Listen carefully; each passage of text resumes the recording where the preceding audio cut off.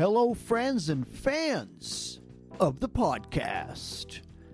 I need to get back to my roots. I really do. The reason why this podcast was started is so that I could present indie artists, up-and-coming artists, artists who might be underrated. And yeah, I do still do that.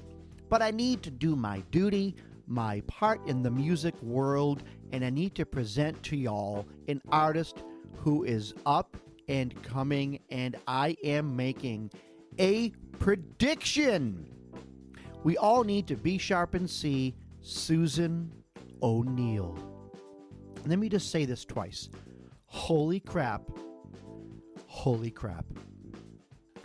It is a matter of time. A matter of time before this woman is mentioned in every household, from penguins to polar bears. I'm going to let that sit for a second. From penguins to polar bears. Did you get it? You understand it? You know? All right. You know when you hear a song and you're like, hey, that's a nice song. Pretty cool. And you're just listening to it and like, nice. But then something happens during that song and it completely blows you off your feet. Yeah, that is exactly what happened to me the first time I heard Susan O'Neill's voice. Guys, I ain't kidding. See for yourself. Like right now, pause the podcast, stop it, go to Spotify, go to YouTube. I don't care if it affects my listens, that you only listened to the podcast for a minute and then went away and then came back. I don't even know if that affects my statistics. I really don't care. I am more interested in getting you to experience the same thing I did. Listen to the song Chain Reaction. It is by Susan O'Neill and Mick Flannery. Now, Susan is up and coming. Mick is up and coming. He seems to have a little bit more notoriety. He's even got a wiki page. Yes, Mick, you have a wiki page. Does that mean you're famous? Like what? I never understood that. I've actually known people personally and then found out, oh, this person ended up dying. Like, oh, wow. Let me go online and see if I can find their obituary and find out that they have a wiki page, that they were semi-famous because they did some type of entertainment or whatever the case may be. Is that the deciding factor? You know, you're famous when you have a wiki page. I should just start a wiki page about myself and like make all this stuff up, you know? He invented cheese. Artie Astor is absolutely amazing. In fact, he invented the Stratocaster. That's why his name is actually in it. They were going to name it the Artie Astor, but they said, no, Stratocaster makes more sense. I should just make something up and see if it sticks. But anyways, Susan O'Neill. Okay, let me just get back on track. Okay. So she does some work with a guy named Mick Flannery. And you hear this song. What did I say to do? I said, go to YouTube and listen to the song Chain Reaction. Do it. Do it. You hear Mick Flannery sing the first verse, right? And you're like, this is some good stuff. And then she comes in. And it's like, what the heck just happened? Honestly, Susan's voice is like you took the smooth, sultry voice of like a blues singer and ran it through an overdrive pedal. And that's a good thing. Because overdrive on a guitar, if you have like a nice smooth sounding Telecaster and you run it through an overdrive pedal, you add a little bit of raspiness, you add a little bit of grit to the already smooth sound of the Telecaster. I don't know how she does it. She's not human. That's the only way. Her voice is exactly smooth and exactly raspy at the same time. It's smooth and raspy and gritty all at once. I would like to say I don't know if these two are going to continue working together, really drum up the suspense, but I actually do know that they have some stuff that is in the works. But after that, who knows? This is what I have to say, because you can't look too far into the future when it comes to music, right? Things can change. But this is what I will say to them. For the love of all that is holy, don't stop. Your song, Chain Reaction, it just is exactly what the music world needs to hear. We need musicians who write music putting music first. And this is exactly what you're doing. Your song, Chain Reaction, I hope it actually causes a chain reaction of people who try to emulate your sound, of fans who call out for more music like this. The backup singers at the end of the verses, the trumpet in the song. And that's right, folks, Susan plays the trumpet also. The piano played by Mick, the production of the song. Music world, I'm saying to you, everyone who thinks good music is lost, this means you, the listener, get behind these guys. Listen to them. Share them. Whatever you need to do, do it. And I will be honest, when I listen to music, I listen to the production of the music too. I listen to the production, not because I'm a music snob, but because I'm an idiot who sits in his, home studio, writes music, and tries to produce them by himself. And it's a crap ton of work. How do I pan the piano? Why is my piano and cello mixing together? I don't understand why the background guitar sounds so fake. La-di-da-di-da. The whole bit. Producing a song, engineering it, recording it, getting it out there is a crap ton of work. Now, they didn't spare any effort when it came to getting this song produced. Chain Reaction is downright awesome. It's like my new favorite song. The production is amazing. The instruments are very well placed. Put on some headphones and listen. You can hear the instruments that are very well placed in the recesses of your headphones. You hear certain sounds from the left, certain sounds from the right, which is exactly what you are supposed to do if you're giving us the vocals up the middle. But I honestly started getting chills at the end of the first verse, where Mick is singing. Not only are his vocals just amazing, but at the end of that first verse, the backing vocals come in to assist with a very, very nice choral arrangement. It gives you. I'm getting chills literally talking about it. At the end of that first verse, bam. But then the second verse, she comes in and she took gold and made it even golder. When Susan comes in and sings, it is absolutely amazing. And here is what I love about these guys. They are not saying, let's write some music and go with the flow of today's tide. No, they are saying, we will bring the tide of good music back. Let's show them that good songwriting, production, instrumentation, and vocals are not lost in the annals of time. They're not collecting dust on a vinyl record in your grandmother's basement. Getting all excited here, sorry. I gotta leave the song Chain Reaction for a second. I gotta breathe. Just breathe, Artie, it's okay. But I just can't leave. Okay, one more thing about this song. Very few songs, after a minute and a half is over, do I go back and listen to it again. The whole song is nice, don't get me wrong. They just build it up so nicely. This is probably the first minute and a half, or the best first minute. Now, why can't I say this? This is honestly the best first minute and a half of a song that I've ever heard. But okay, anyways, I said we're moving on to another song, and we shall. Let's move on to something else. Now, I'm realizing I can spend a whole episode talking about this one song, but I want to direct your attention to the song Angel from Montgomery. John Prine wrote this song, but this is exactly the type of song you would picture these two singing. Now, sadly, John Prine left us while COVID was just starting to affect us, so his death tragically went under the radar. But I think it is important to know that I started this episode talking about Susan O'Neill. And yes, B sharp and C, Susan O'Neill. But there is absolutely going to be a future episode of some of the people that she's worked with. Mick Flannery being one of them. This dude plays a beautiful style of piano that just favors the music, and it helps the vocalist want to sing.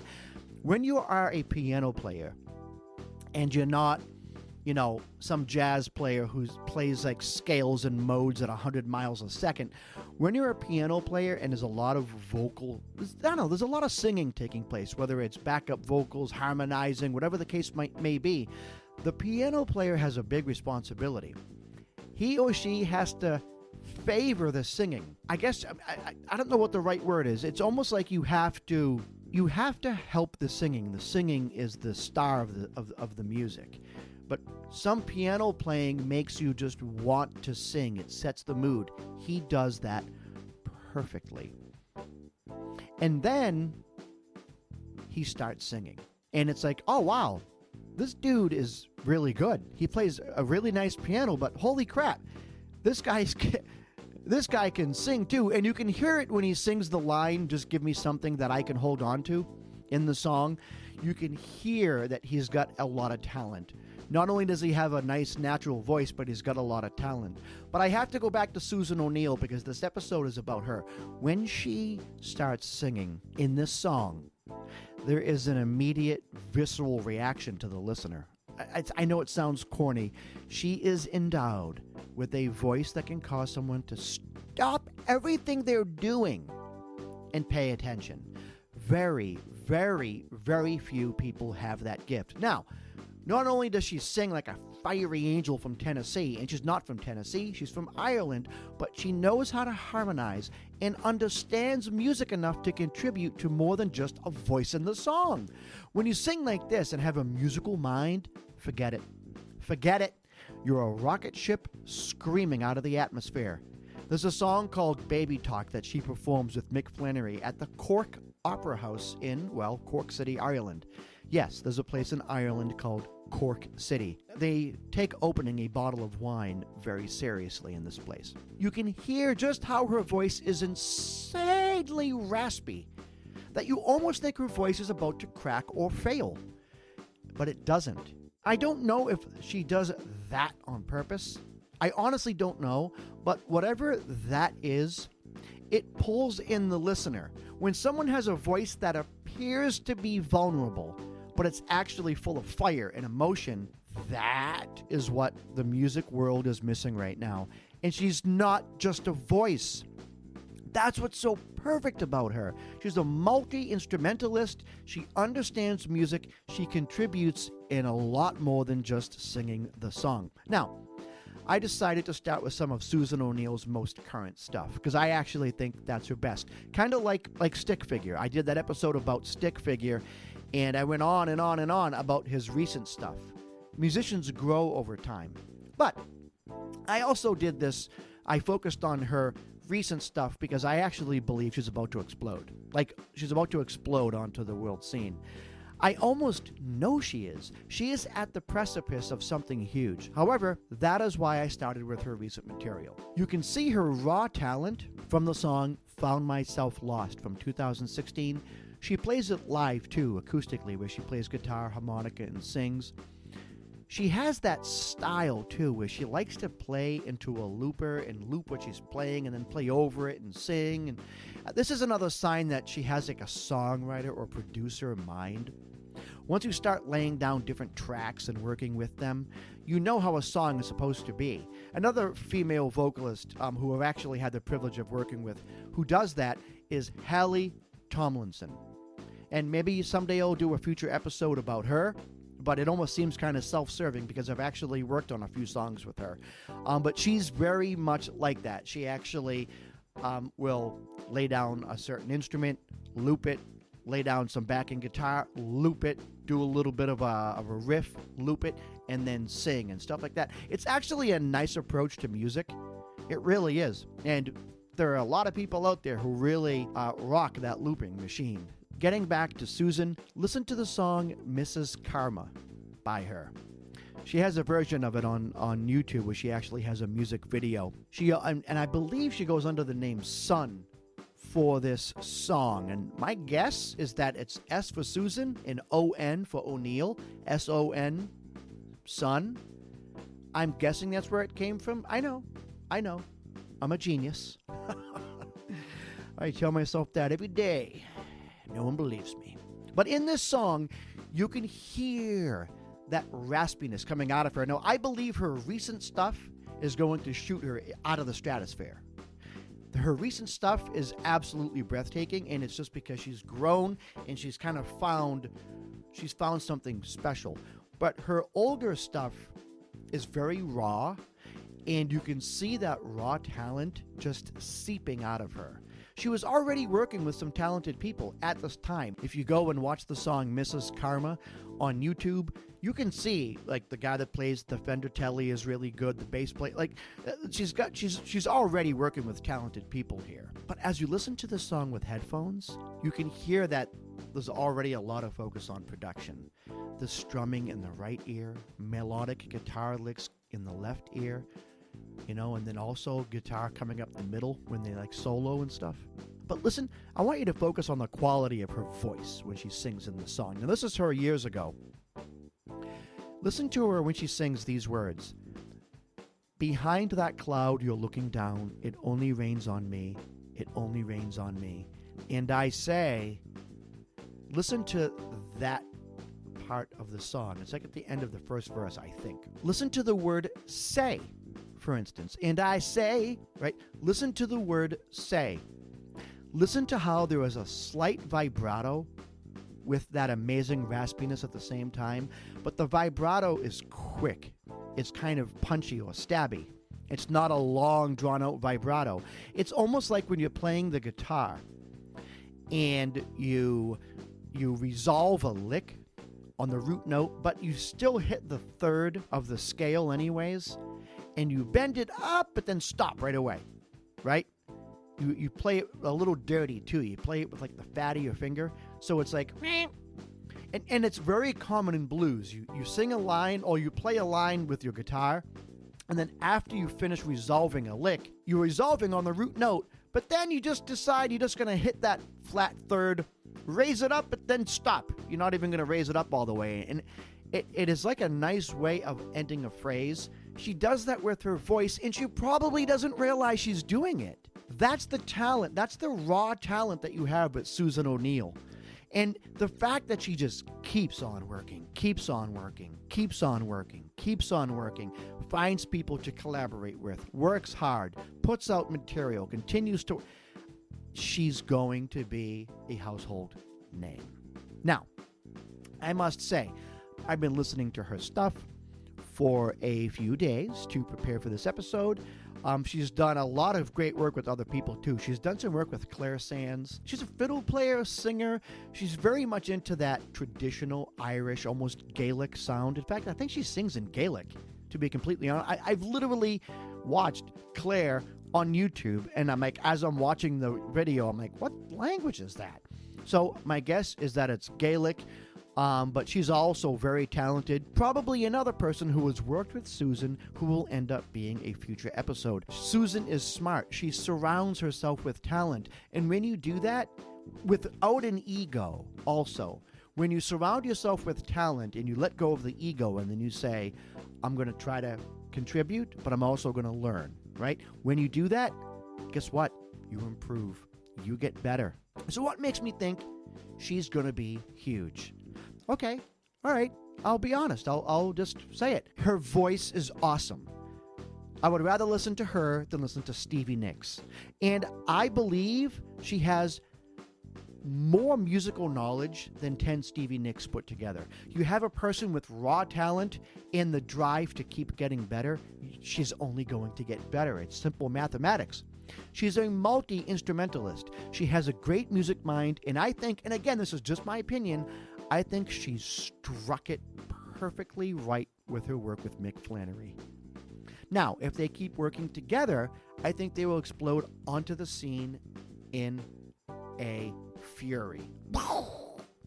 In fact, I'm going to make my prediction a little bit more specific. September 10th of this year, 2021, she's working with Mick Flannery on an album called In the Game. I got this from her website. I don't have any secret inside information or anything. It's going to be released by Susan O'Neill and Mick Flannery September 10th of this year. That's only a couple months away. These two are just too good together for them not to explode onto the scene. Like Krakatoa, baby. So enough said. Go listen to them for yourselves. Listen to what I think is their best song and a sample of what is to come.